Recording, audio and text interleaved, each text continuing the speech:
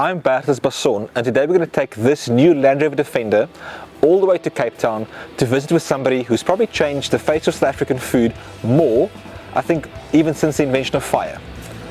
She's a mother, a wife, a food stylist, a restaurant critic, a publisher, and an all-round food enthusiast. This is Reality Bites, and today we're going to hang out with the one and only Abigail Donnelly.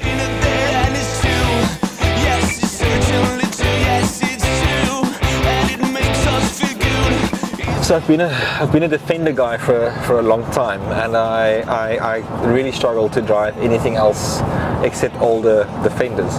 And when these guys came out, we decided to get like a family car, and it is probably one of the nicest flippin' cars we ever had. So in the Land Rover family, I've been through Defenders, old Range Rovers, which is really cool, but they're flippin' expensive to maintain when they grow older. I've had a Disco, the Discovery 4, a wonderful car, and then this one. And it's probably my favorite of all the Land Rovers I've ever had.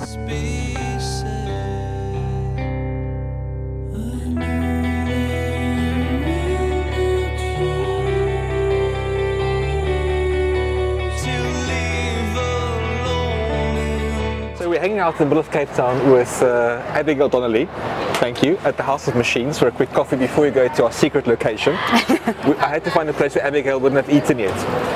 Abigail, how did the transition happen from like a love for food into food styling and becoming the doyen of South African restaurants? Like, how did that happen? Okay, well, I quite like the doyen of Cape Town of South African restaurants, but yeah, it's kind of a long story. That food affair, it started when I was young. I think, like many of us, you know, and I have, like many of us, have a grand story. My nana, who instilled the love of food into me. Yeah, and I didn't have the opportunity growing up to study food. So I just went into another career. I went into something in the late 80s when I matriculated, which was insurance. It's a long story, and became an insurance broker, and then, but just always loved food. So I just got an opportunity with a magazine years later, and I just went for it. But that is how food styling became part of my life. That was the beginning of food. Wow. You know, I used to love making things look pretty at the table. You know, even if it's growing up when I was 9, like spaghetti bolognese, you know, I would make sure that it was like, it looked good. Nice. Yeah. So that's a kind of in a nutshell. Yeah, but there's much more as well, obviously, behind it. And at the moment, I mean, it's mother, wife, Woolworths, food styling, eat out. Like, it's quite a lot happening. Yes. How do you relax? How do you just like? Do you ever just relax? I do relax. I have the most fabulous husband. And not that he always relaxes me, but he's my rock. Yeah. So he's a house husband, as you know, and he does a lot for me. Yeah. So, you know, that is, you know, when I do get home, I don't like working at night unless I'm judging restaurants. Sure. Or eating out. But yeah, you know, he cooks for me every night. He helps me in the day if I need honeycomb from a honey supplier, or nice from Frankie Fenner, nice beef on the bone or something for a shoot. You know, he runs those errands for me, you know, and he makes me feel more at ease in that. You know, he's my support. Teamwork. So that is how I relax. But I love series. I love collecting things. I love antique, shabby chic stuff. I love going to those markets and collecting and finding old things. I love styling my home, even if it's just like a little, you know, a bowl of new flowers or. Yeah. What's your favorite market in Cape Town, like antique market? Is it Milnerton? Milnerton Market. Most of my house is made from Milnerton Market. I got some lacquer bargains over the years. Really, really cool. Which probably, I'll go for quite a bit now. You know, my enamelware, my milk glassware, and mirrors, and all kinds of tables and things. Yeah. Beautiful. I love that market. It's a wonderful space. Yeah. I'm not really a food market girl, though. Yeah, I must agree with you. So I think the thing that freaks me out about food markets, I don't know if you're the same, is I don't deal that well with dirty food stalls. Yes. Like, it freaks me out like a little bit. Yeah. So if they're clean, I'm happy. I don't know if you. Yeah, so I get that. Yeah. I like curated stalls, obviously. I don't like the grimy ones, clearly, because that's food. But it's also about the mass of people and the mass of food. I think we immerse ourselves all day in cooking and eating and people. Every day I'm working with different people. Sure. So for me to spend a weekend or a Saturday morning at a market is quite intense. So Abigail, so often I cook something and I eat it and I go, holy shit, that's terrible. It happens. Like you eat something like 100%. Okay, so have you ever styled something and you go, fuck, that's ugly? Yeah, I think probably every... Hey, what's up, man? House of Machines rules. Yeah, we agree. Yeah. Fuck, the food's not bad either. We know. Right, And Sophie? look, you bought your cap from them. Yeah, exactly. Yeah, look there. Take it easy, man. Nearly rocked off my chair too. So I think Bertus, that's one reason why I probably haven't done a cookbook, is because I am my biggest critic. So I often, on a shoot, and I'm shooting all the time, I can always do better. We can always do better. Sure. Obviously, you must feel that too in one of your dishes. But there's things that sometimes I do think, I could have done that better. I think, and it could have tasted better. Yeah. Like it's a testament for all of us, is that we always feel that pressure, but it is reality. Like that's the thing that we do, is that you always feel shit. We feel like that all the time, but it's also okay to make mistakes still. To go, shit, that's ugly, or I did burn that, or whatever, it happens. Exactly, It's not delicious enough, and that's 100%. And I think that we're real, we're real people, and people, I'm sure, put you into this, because you are this huge restaurateur and this huge South African chef legend. I mean, some people think that I'm, as you said, the doyen of food styling and restaurants. But we're real, and we have, I do believe, a humility. Sure. So that's authenticity is a good word. Yeah. Abigail, if you had to choose an ethnic cuisine from anywhere in the world, and it's quite a difficult question because it is what it is, but what would that be? I think it's Asian. Yeah. And if I had to split Asian, I definitely think that Thai. Cool. I love the excitement. I love the layering of the different flavors. I think it's punchy and zingy and zesty, and it's got, the flavors are attitude. Yeah. And it's also summer. Yes. A lot of summer ingredients. So it's fresh. It's kind of a little bit healthy.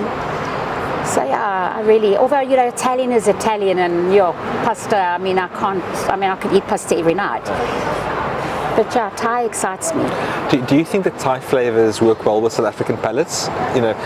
Peaks of spiciness and acidity and sweetness. Do you think that we get it? I definitely think South African palates are that, because definitely with the Cape Malay and the sweetness coming through, and the Indian from KZN, it's kind of also my job as a food editor is to give the reader and the consumer confidence how to layer those flavors. Because sometimes if you haven't been to that kind of country to experience it on the street, that level of street food, it can be quite difficult to get that right sweetness and the heat and the acidity. So that is something that I like to kind of teach. Cool. The confidence. I understand it completely. Yeah. I think Thai cuisine is a great choice. So far, I think a few people have said Japanese, which is also quite cool. But I understand it, and it really appeals to us. Yeah, I think Japanese. I mean, I was lucky enough to I only went to Tokyo, but the purity of that food is really beautiful. But bringing it back home, not the flavors, but more the ingredients, it's not accessible to South Africans and to retailers. Yeah. We don't get the fish. Abigail, there's a reality for us. We live on the bottom point of Africa, and what we have is special. Yeah. But we can't always get what other people have, and that's the thing. And sometimes I'm thankful that that's the case, because it makes us do our own thing, which we have to do. Which is great. Yeah. So sometimes it frustrates us, as you say, but sometimes it allows us to own our own identity of South African ingredients and food. And you are the master of that. Not yet. No, you are. So probably the toughest question that I could probably ask you today is, If you had to choose your favorite local restaurant, I know. It's so who are you going to piss? I'm joking. No, piss nobody off. If you had to choose your favorite local restaurants, because we all have favorite locals, and we're allowed to say that they're our favorites. Yeah, my mind is going over time. If you had to choose one, what would that be? Well, as you say, I don't want to piss anybody off, but I think in my career I've pissed a lot of people off.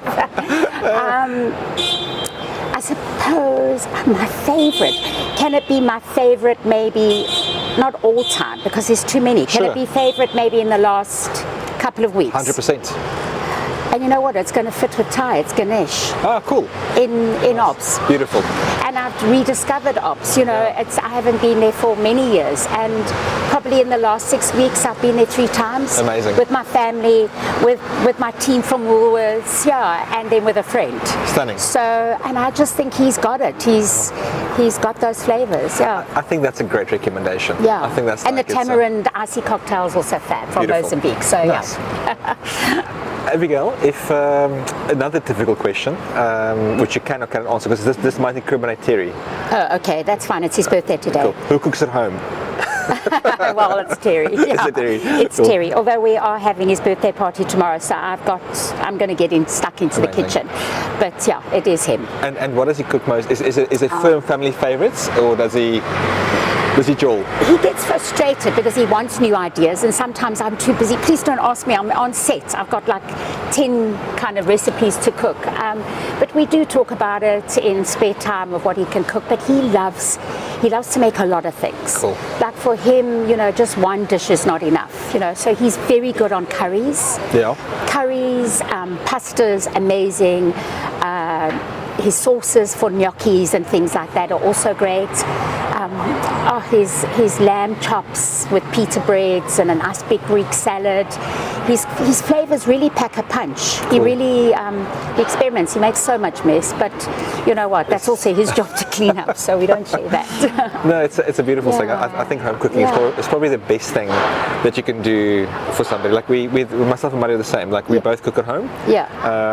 But because of my hours, like I got home late last night and there was like lamb chops and a Greek salad, and it's perfect. It's the biggest treat in the world to come home and to have somebody prepare a meal for you. And it's even my friends, they're intimidated, they're over that now, it's been years, but maybe some are, but it's just, Terry, make me scrambled eggs and baked beans. Beautiful. You made it for me with love. Yeah. And I love that. Yeah. If Terry wants to get new ideas, I think he's got to read the Taste magazine. Yes. Because you would be surprised how many home recipes we cook out of the Taste magazine. Oh, it's so cool. I think at Ongetem there's like a feta fried eggs thing on the menu at the moment. Yeah.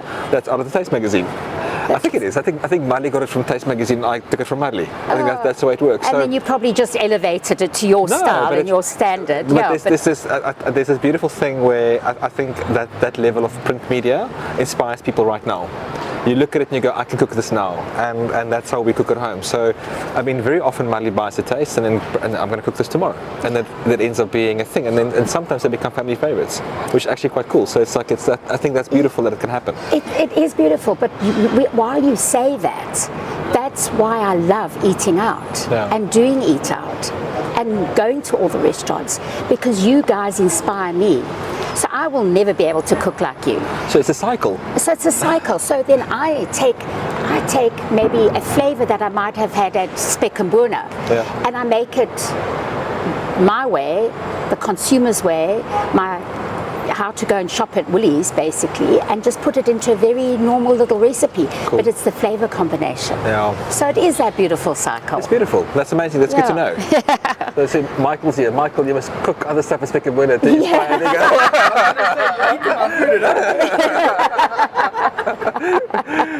That's very cool. Abigail, we're going to head off to a really cool place now. Okay. I don't think you've been there. I'm going to tell you now. So, have you heard of a place in the Boerkaap called Siblings? No. You haven't? Okay. No. So I've got a friend, his name is Kobus Botha, and we make kokadoor together. The big braai guy in Paris. Yes. So his missus has got Siblings in the Boerkaap, and it's a private dining venue. It's just for us today, which is great lekker. And her and her brother, so it's Lo and Lou, that's what they're siblings, are probably two of the coolest cooks that you'll ever meet. And That is incredible. They're going to cook us lunch. I mean, I get quite panicky. I haven't heard of them, but like, how amazing to have that. I hope you haven't heard of them. So I haven't heard. No. So the vicious cycle. What a treat. The cycle Yes, continues. Exactly, yeah. Let's roll. Eat out. Beautiful. Oh, no, they're amazing. They cook amazing Wow, food. that's amazing. Very exciting. Yeah, so Abigail, so I think if you've been around the block for long enough, you realise that I think as far as restaurant criticism or critiques go, or whatever, I've had good and bad write-ups and whatever else. It's been a long career, but when you can respect the opinion from the person, it makes a big difference. Yeah, like it's 100%. it's like so. I think one of my examples is also like JP Rousseau when he was still writing. I was thinking about him the other day. Where is he? He was amazing. I love chatting I really to him. did respect him. Yes. So I'd like to think of JP as a friend. Yeah. But over time, it's given me good and bad write-ups, and that's okay. And advice, probably. Yeah, and we can still talk. Which is always it's about those relationships. So somebody asked me if I'd ever write about restaurants. I said to them that I don't think chefs should be restaurant critics. I think later in your I think a good critic is a frequent eater. I think somebody eats in restaurants, and because as a chef, you look at it from a certain dimension. Yeah. This is our little street where we are. We're up this way. But maybe that's the same as chefs judging restaurants. Yeah. It could also go that way. So it's like I think it's not only about your knowledge. Yeah. Maybe you are looking for only. I think as a frequent eater, you look at a restaurant you think about the music, you think about the chair, you think about the cooking, you think about the service, you think about the wine list, and that's what happens when you enjoy eating in restaurants.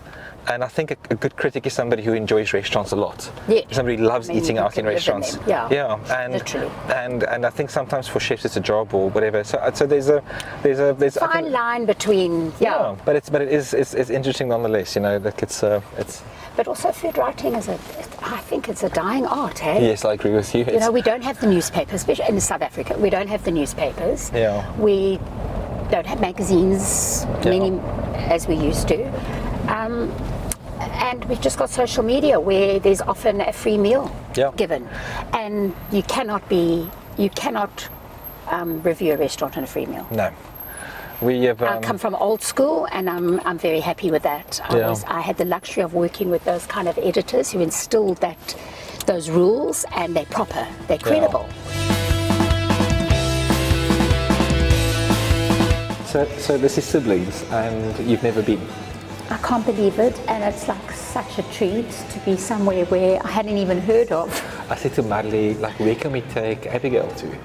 And then she was like, because I would just choose another dive bar, and she was like, just phone Lou, siblings, and it was this is perfect. Bloody genius. Yeah, amazing. I thought I was actually going to go to one of your restaurants, but we eat enough there, we did enough.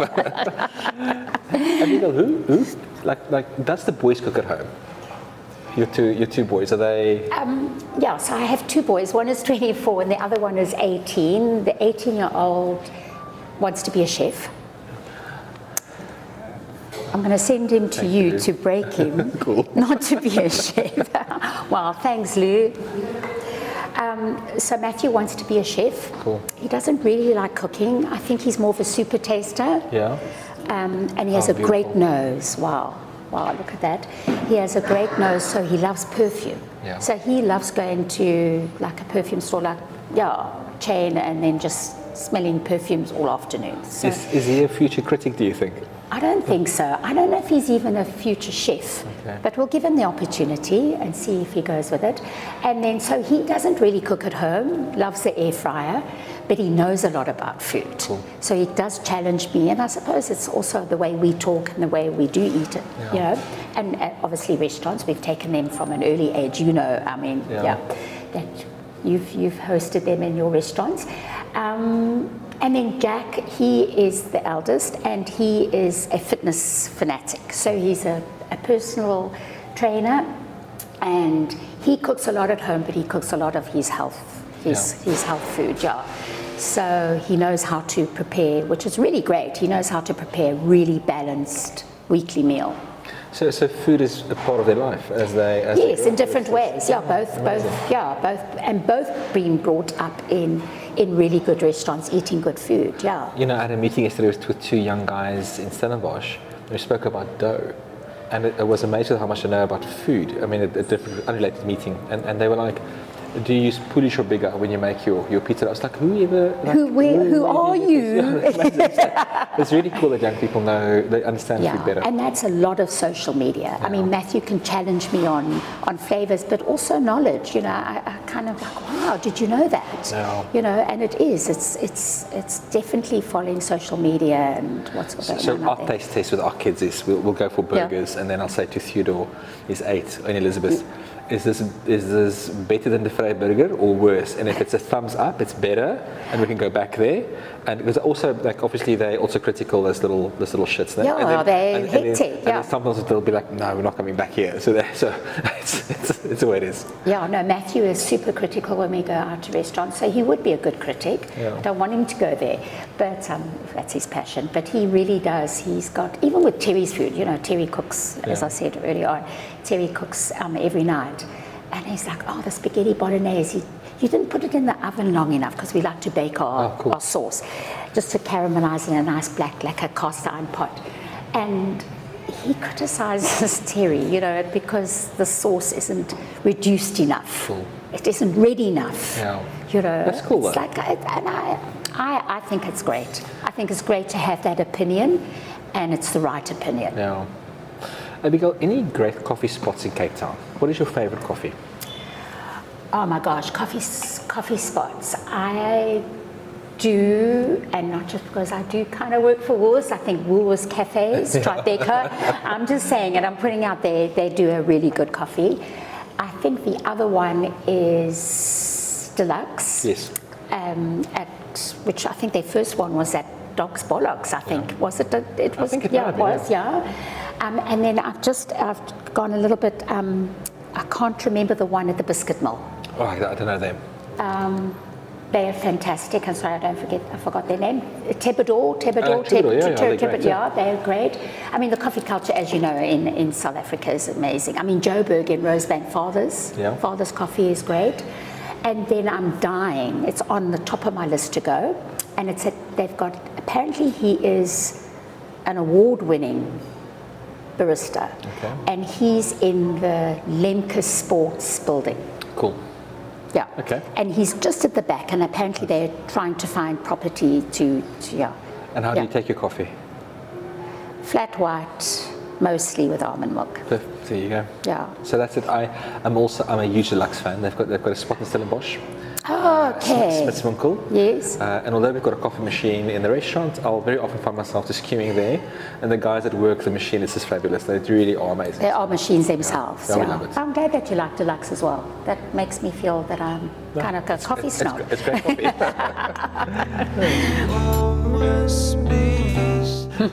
We've obviously both got an affection for being South African and living in South Africa. What is your favorite holiday destination in South Africa? Arniston. Oh wow, that's a good one. I don't know, that first came to me. I love Arniston. That's beautiful. We love going in summer. I love the beach. I love the blowholes, the caves, that the water is a little bit warmer. Yeah. There are no restaurants. No, none. Well, at the hotel there is, and you can get a lekker burger. Yeah. Or fish and chips, but yeah. But you can rest there. Honestly, for me, it's like a rest. Yeah. It's like a rest.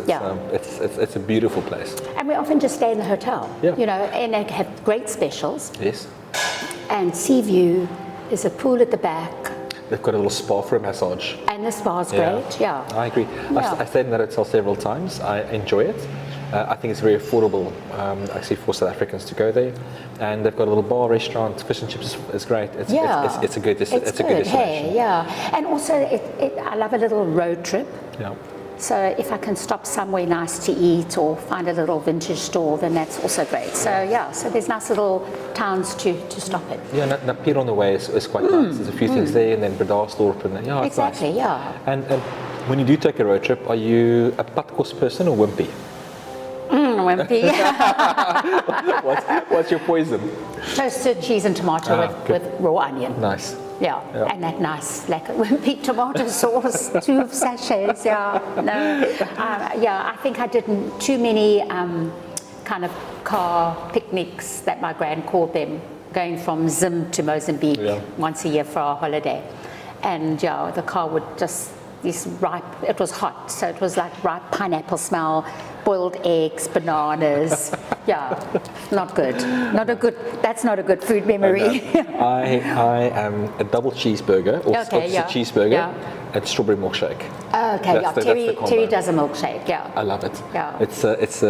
I think wimpy is so ingrained in us as South Africans, and wimpy tastes like very specific. Yeah, even at the airport. Yes.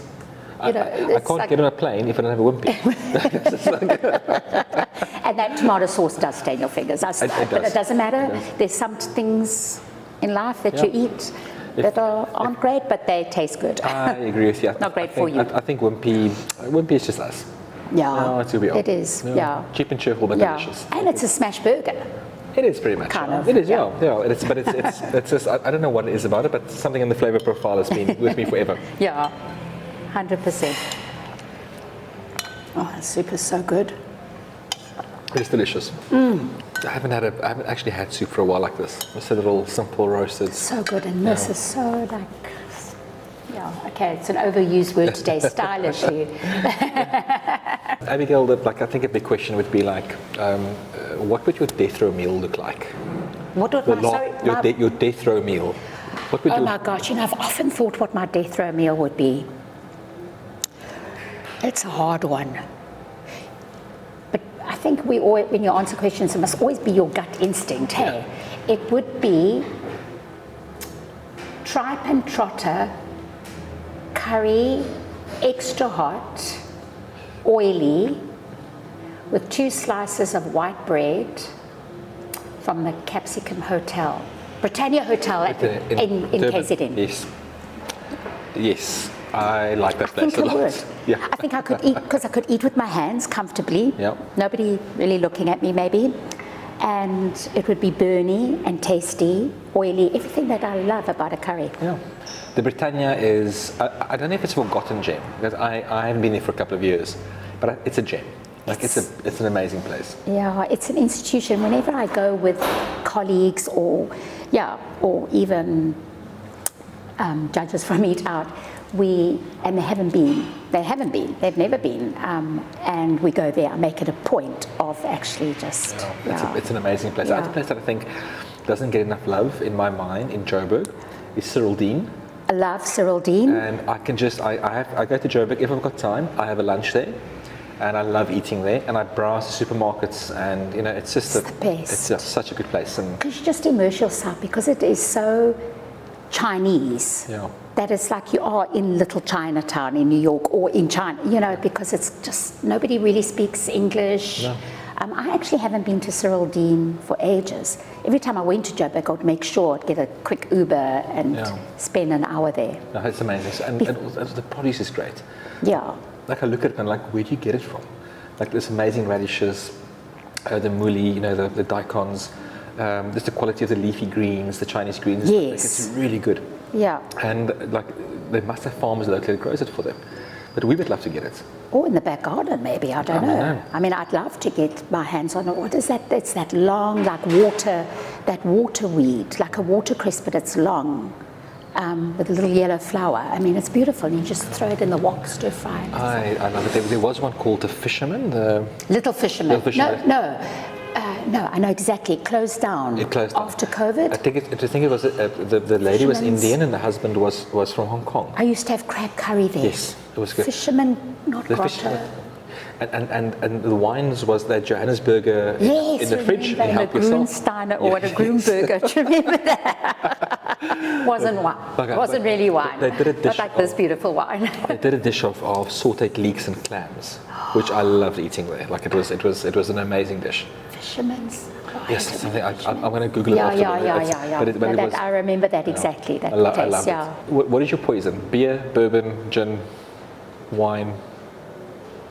Where's Negroni in that mix? Yes, a cocktail. Is a Negroni a cocktail? Yes. Oh, okay. Chardonnay. Good. Anyone in particular that you love, or any region that you? I like Swartland, but I specifically like Elgin. Yeah. Yeah, I do like. Like linear, very clean. Yes, yeah. Nice. I mean, I'm learning so much about wine. There's just too much to know about wine. Where food sometimes gets saturated, not in a disrespectful way, but wine for me is like every time, I mean, there's sommeliers in South Africa, blow me away, wine stewards, and the wine lists and the winemakers. So I am learning a lot, but a Chardonnay is is my kind of I agree my with vice you. with food especially, and it depends. I mean, definitely a wooded Chardonnay with food. Maybe if I'm not having food and just drinking wine, then maybe I'm wooded, or Chenin. And I mean, do you enjoy winemakers? I mean, I love South African winemakers. Yeah. I think winemakers in South Africa are quite hard. Sorry to say, but I've always said to my assistants, I said, marry a winemaker. What are you doing?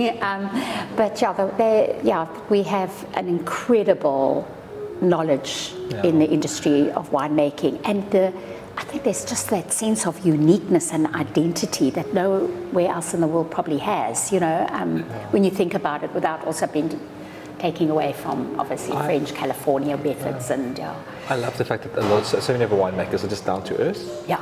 And they live for their craft. Yeah. And for them, as much as food, is that it's all down to human connection. Like, do you enjoy this wine? Yes, I do. Well, what do you enjoy about it? Like that sort of, and I just. With so many winemaker friends, and it's a great culture to have around us. The wine culture in South Africa, in the Western Cape, and it's booming. I mean, you see what's going on. I mean, there's every time you eat out, there's another new kind of varietal, or maybe not so much varietal, but more of a name, an estate, a wine estate. Yeah, it's beautiful. There's the good things happening. Sure, Abigail, this is a feast, huh? It's incredible. Thank you for bringing me here and introducing me. I'm trying to think of what I can do here. You're going to do a lot. You hopefully do a lot here. Please help yourself. So Abigail, when you do have that big night with a bit of Chardonnay, yes. What does Abigail Donnelly's drunk food look like? Drunk food? Yeah. So if you're like slightly pissed and you're like, I've got to eat something before I go to bed, is it another toasted cheese? I mean, toasted cheese is always, if we have bread, which often we do because we love bread, probably toasted cheese, but also leftovers. Cool. I'm kind of if there's leftovers, like for me, the ideal drunk food would be leftover spaghetti bolaise, ice cold. That's a great Even one. if the fat's congealed, I don't mind. That's a great one. And you? No, I'm, I sadly, I don't often do it anymore, but I like a bit of fast food. When I've got to go for it. But I think what's cool about spaghetti bolognese is that I love cold spaghetti bolognese as well. And I love it with a bit of extra parmesan on. Yes. It's a bit of umami. Okay. And then mind that it's cold. Yeah, I don't mind cold food. No, it's good. I get like that. Cold pizza is also great. Yeah. I've always had cold pizza and loved it. In fact, leftover slice just on purpose, even if I could have finished that slice. Yeah. But now, the world of air fryers, it's actually even better than when it comes. Like leftover air fried pizza is better than eating the pizza in the restaurant. I don't know what that air fryer does to it. Another I don't big know one, air I think, fryers. is a fish fingers in an air fryer. Oh yeah, So fish good. fingers are great. Yeah, So we had our kids late, so all our friends had kids. So it was always fish fingers when we arrived for dinner at their houses. Yeah. Then it was always fish fingers were in the oven cool for the kids. for the kids, and we would always make extra. Because we didn't eat fish fingers, we didn't have kids. Yeah. Now we had the kids, and now we still eat fish fingers. Goujons. I don't eat much shortbread, but when I do, I have a fish finger sandwich. Lots of Hellman's mayo. A fish butty. Yeah, Hellman's mayo, lots of it, soft white bread, fish fingers, lemon juice. It's a pretty proper thing. cool. And I need 2 of those, and not just one. Yeah. But you've got to eat enough of them. I wonder where in Cape Town you get those. I don't know, maybe we should bring it back to life. Yeah, Yes, maybe the Roadhouse there in Athlone. Yes. Have you been there? No. Yeah, what's it called? Is it the one close to Golden Fish? Yes. The American, I can't Yeah. recall. I've driven past, I've never been there. But it's with their subs, and it's more. I suppose it's a Gatsby though. I'm a big Golden Dish fan. It's good. I haven't been for ages though. Yeah. Oh gosh, look at me. I'm also a messy eater. Look, I think Look what I've done. to that point. Like I'm a big fan. I'm a big You fan. can have some of this. Thank you. I'm a big fan of dives. Me too. Yeah. If you give me some good divey food. Have you been to Pirates? No, where's that? Pirates is in Plumstead. Yeah. All the La Colombe guys go there. Okay. Well, I think a lot of the chefs go there after shift, after service. And it's a divey. It is, but the ribs are flicking good. Pork ribs. Yes. Good. Yeah. But yeah, always pork rib, eh? I think so anyway. But yeah. I don't know if there's any reason. I don't think you should go and book a table. But if you are having a hectic, long night, late night, that's the place. then pop into Pirates. Yeah, there's like a thing of people that work in dives get it. Yeah. They know that they're there to provide a public service. Yeah, it's just good. I love this. There used to be, what's the place in Sea Point that used this big... Souls. Yeah, through the you night. can see that I like dives. Yes, I like How do I know that? No, Souls is, that was an institution. I don't think they're there anymore. Yeah. Sadly, but good. This is good. This is amazing food. So, these are probably two of my favorite cooks in Cape Town. Is Lou and Lo. Like, they are so talented. Well, thank you for introducing me because, yeah. No. And then they've like Great to know. Karoo Farm raisin bread. She said, yeah. I mean, Lou was saying that she can not only taste but smell a specific lamb from the Northern Cape compared to the Karoo. I mean the nose and just from bringing up and as a kid, she was explaining that like at a braai, for instance, and everybody bought like bring and braai. She couldn't eat the other lamb, the other meat, because she was so. It's not right. Abigail, I think that South African lamb is probably our most, in a way, undervalued ingredient. Like we don't. Like South African lamb is just everything. Compared to the rest of the world, 100%. Every part of it, I'm a big shoulder fan, rib, neck. It's one of my favorite things to eat. It's good South African lamb. I do love it too. And when I went to the Northern Cape, I had never been to the Northern Cape. I went last year to investigate a restaurant. Sounds like investigation, but yes, it was investigate to go and find a new restaurant. Yeah. And they're farmers as well. And it's been in the family for years and years, and it's a female-owned farm. Yeah. And it always has been.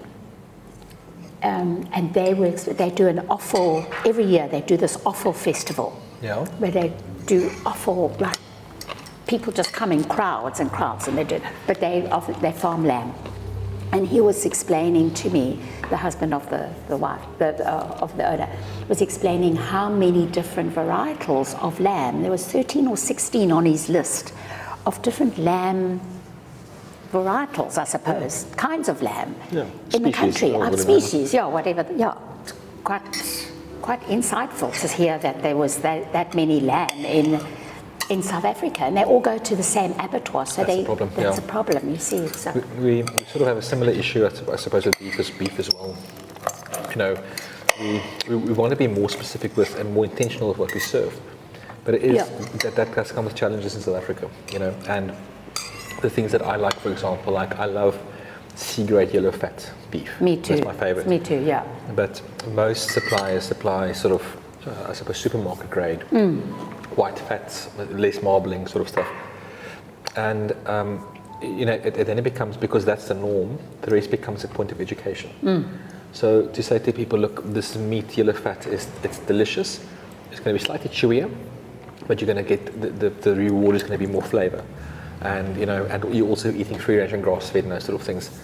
So we've got like a little bit of work to do, I suppose, in what the perception of the norm is, and then what is delicious. It's like the clean, like separate what we kind of call the too clean, the well-known, the acceptable, and not experimenting with the other. No, it's like a good free range chicken. It's got thick bones, Yes. You've got the skin's thick, and gelatinous. You've got to chew the skin. You've got to work through the meat. It's not a tender, melting mouse thing. It's definitely not like a Woolworths free-range chicken. And that takes an hour to cook. It's So it's letting people know that there's alternative things to eat, which are really good. And you've got to accept things for what they are, like South African chocker. Our calamari, yes, it's delicious. Slightly chewy, delicious. But I like that. Yes. I like something. That's why I'm not a fan of, say, fillet. Yeah. I like a more textured bite. And then you have the imported sort of calamari.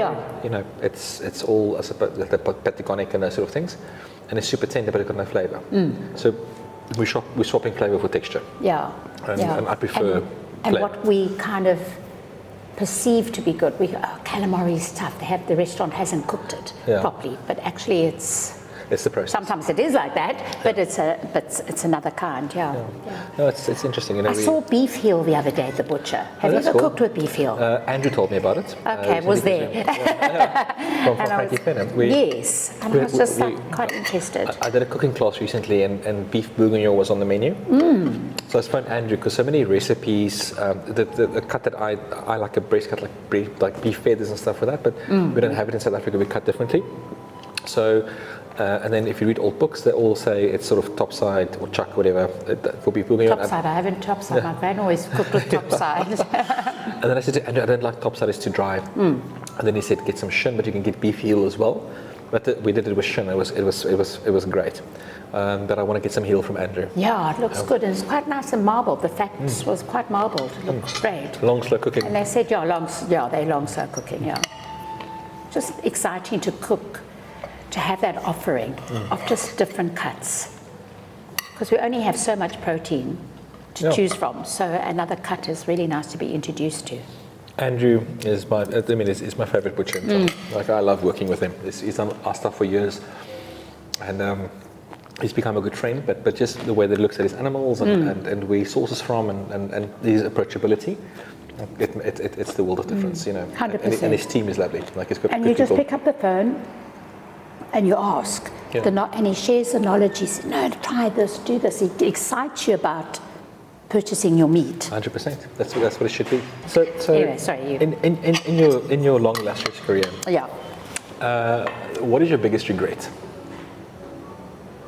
Oh my gosh, I don't know. I never think of my regrets in my career. Other regrets maybe, but. I think I just feel that I'm so lucky to have been given this opportunity that it's hard for me to think of a regret. I don't know. I don't know if I've got that. Good. I don't know if that's a bad answer or a good answer, great answer. but I think I'm just so damn lucky to be given the opportunity. Wasn't easy. I learned a lot. But I don't think I could ever, if I did a memoir, say, actually, I should have given up and I should have done this or I should have done that way. But I was never beaten or, so it's like, That's good, huh? Have you got a regret? What's interesting is, I suppose, no, not regrets. I think... I would imagine that in your career you could have a regret because you've just done such amazing stuff. I suppose if anything, it's people. Which I suppose is sometimes more of a disappointment than a regret. Yeah. We said earlier that we sort of want young people to do well, and sometimes you can't, and it's out of your control. Yes. Okay. So you try and push them, and I think of that. And I think it would be amazing if we had, some of those young people with us that didn't make it for various reasons, personal reasons. The hours are too long, my feet are too sore, whatever the case might be, to have just pushed through and said we're here. We're gonna. And that's it, but it's not their fault or mine. It's just the way it is. I think that is a disappointment, as you say. That's not a regret, and I can't imagine you would have regrets. But from a business perspective, we've done some stupid shit, which has been amazing. Yeah, and you learn from it, and I also love the fact that you can do stupid shit sometimes, and you learn from it and you grow and you do your thing. Mistakes, yes, as you say. Don't get me wrong there, but I love mistake. but also, you know, you've got to be clever enough to recognize it as a mistake, and then say, fuck, how do we either rectify or fix? So that I've got lots of. Like we've made so many mistakes, and we still make them. I think that's like the thing. It's human. 100%, yeah. It's a human thing. We're never going to get rid of, and that's it. You know, sometimes for us, especially with the little bit of television work that we do, I sometimes get concerned that people put you on a pedestal, and then you disappoint them. Yes. Because the person, although I want you to meet the person that's on television, and I hope that it's as close as possible to being me, but I swear a hell of a lot fucking more than what what that guy does. And that's life. Yeah, but I get what you're saying. Yeah, it is. That's just, you know. Like it's just me, actually, you know, and also I suppose television is grand, and it makes you on a pedestal, and. So we'll continue making sometimes happy mistakes, sometimes unhappy mistakes. But it's wonderful when you can say to yourself that you can be proud of what you've achieved in your career. You can back it up, and that's it. There's nobody can ever take it away from you. Yeah, 100%, and work damn hard to get there. Sure. Yeah. And still work. Which is really great. Yeah. Hard work is important. Yeah. This lamb is also amazing. It's so good. I just love the fact that South African lamb has got this relationship between fat and meat and bone. Like those three things together is, yeah. So Abigail, you still travel South Africa looking for new restaurants? Like if you hear of something that's cool and 100%. happening, then you go? Yeah, 100%. That's cool. So with Eat Out we have, obviously we have our heads on the ground and we're looking for new restaurants all the time, but we also put it out to the public and to restaurant owners. To tell us. Tell us where we need to go and eat it. So so that's a nice kind of new kind of thing that we do. I love that because it encourages people to drive through the town and say, oh, I've read about this place, I've heard about this place, or it's appeared in a guide. And that's amazing. Like, I think South African country restaurants have a real challenge. Like, it's not always busy. It's not easy. Cities are a bit easier. Yeah. But the countryside is hard. So if there's this culture of countryside eating that develops, I think that's amazing. And that's where the best, often we find the best secrets. Sometimes not, but we do investigate. We call it investigation. Yeah. Cool. And that's because we have to evolve somehow. And it's only with finding out. And there might not be a new restaurant, but it's something that maybe we haven't considered before. That's amazing. Yeah, and without losing any respect of the guys that are out there still pushing their boundaries, I think it's such an important thing because we often just focus on the city centres and we forget that we have a big country with a big inland sort of mass, and we just never get there. So if there's a small town that cooks amazing stuff, then celebrate it. 100%. We need to showcase that, and so that's for me. That's a really exciting part of it. Now, what would be your best ever restaurant meal you've ever had in the world? If you think of, and you can, and I've also got one, so it's okay.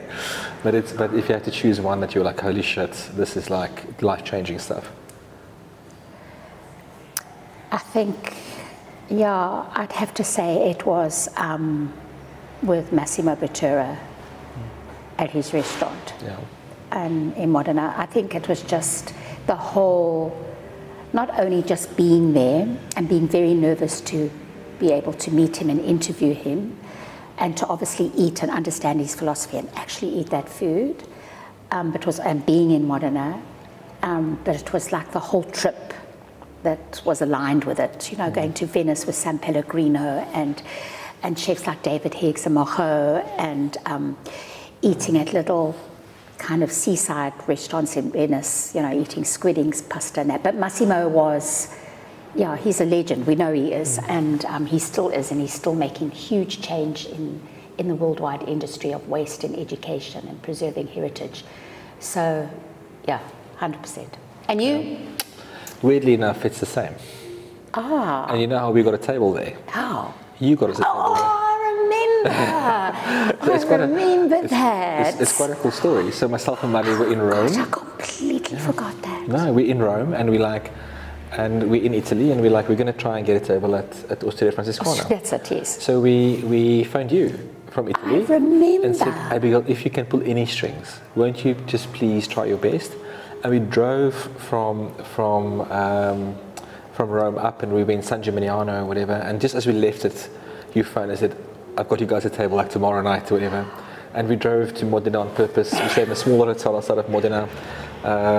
We had not the exact same experience. We had the most incredible experience of hospitality, food, heritage. It made me believe more in South African cuisine than ever before. We left the next morning to drive to Milan, and for the first few hours of the trip, we couldn't speak to each other because we just were processing this thing that we experienced. Isn't that a beautiful, place to be? And it changed the way that we view our own restaurants. That meal gave birth to Acre. Because we were very dead set when we came back. About South African. This is also South African. If Massimo can celebrate being Italian, we can celebrate being South African. So yes, it was my best meal in the world as well. That is like. Thanks for the table. Oh, well, thanks Massimo for the relationships. But that's the thing with Massimo. That is actually the thing is with San Pellegrino and the relationship it builds between chefs. And I don't get paid by San Pellegrino to say that, but I think their ethos and their whole philosophy is incredible as chefs. And you can see it in World 50 Best. But it is about those relationships. And that Massimo, it's not, I'm a very humble person, and for me to have made that call wouldn't have been easy. Yeah. But that is who the kind of guy he is. But the fact like you would, if somebody, you're the same, you know what I mean? And other chefs are the same, but he was just kind of like this man, this Massimo, and he did that, He took the call from you, and he said, we're probably full, and he said, I'm going to give this South African that I don't know a table. Yeah. And that's it, and in the hospitality that we received that evening was incredible. He left me some of his Parmesan cheese. And it was just amazing what he did. We went into the kitchen and had a look around and had some pics with him and stuff. He really is a giant in our industry. Yeah. Wow, that's a very special memory. Thanks for reminding me. No, thanks for organising it. Abigail, the last question for today, and then we can have a slice of cake, is what has been your biggest win in your career? Yeah, definitely. I'm just so grateful for having the opportunity to have that entry into food. Yeah. I grew up with my grandparents, especially my grandmother, who just cooked beautiful war food in Zim, and it was just real simple lacquer food, and there was nothing. There was no black pepper, there was no balsamic. It was just white vinegar and basically white pepper, there was nothing special. So that instilled that love affair, and I never thought that I would ever be able to do it. I didn't have the opportunity to study. So, but I just had it in my soul and my heart. I loved it. It was everything. And left school, became this insurance broker, as I said before, and then, and just got this opportunity. And once I got that opportunity, I went with it, so that kind of answers. That's it. Yeah, it's. Yeah. I believe in lady luck. Yeah, and I think that's kind of it. Yeah. And I remember my first article that I wrote, it was actually for Fair Lady, and my editor at the time, I'll actually send her when this comes out. I'll send her. At the end, she basically. There was no email, so she had put it in a brown envelope, and Terry was working at Fair Lady at the time, gave it to her and said, give this to Abigail, and I opened it up, and it was just this really ruthless message, and my copy of my work sent back in this brown envelope to say, you need to learn to put a verb into your paragraphs or sentences. So redo it, so there was a lot of learnings along the way, but I wanted that job, and I'm super, super grateful that, and then it all led, when Eat Out came along, I said I don't want to do that, and then I kind of spent it over the weekend. I thought actually, maybe that's quite cool, but I was just so naive and green to the industry then, but and chefs weren't nice to me, and probably I didn't have the credibility, I didn't have the respect. I had to earn it. And that's a big thing, earning respect. It's like our kids, we train them, to earn respect. You can't just do something without that. And now I respect the chef. So it's like, that is It's a little bit of my story. No, but that's a massive win. Yeah, I'm very, very lucky because it's what I wanted to do. There's a big thing to be said for being at the right place at the right time. 100%. Being there with the right attitude and an open heart. Yes. Accepting the things that come your way. Being able to better yourself. It is what it is. Yeah. There's no other way. Yeah, and I think I really do believe that right time, right place. Yeah. When we've got a new young chef starting in one of our kitchens, I'll probably get a phone call a week in, and then somebody says, "Oh, this guy's going to struggle with us." And my first answer always, remember, we were all shit at some stage. Yeah. And the only thing that made us better was that somebody took the time to believe in us.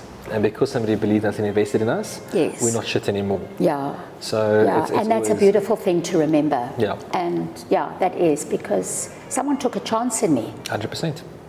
And a big chance. So I didn't know how to put a verb in a sentence.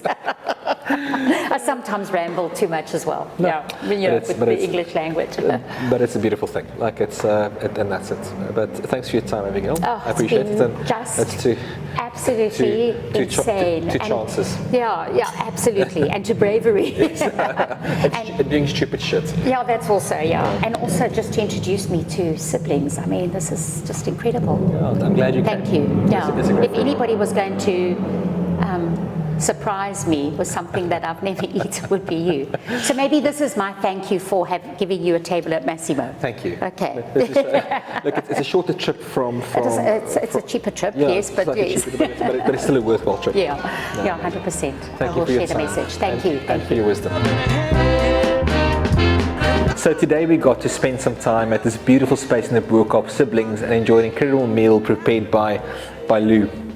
We also got to spend time with the formidable Abigail Donnelly. We got words of wisdom, we listened to the truth, and some inspiration. Thank you for watching Reality Bites, and who knows where we're going to go next. Need you by my side.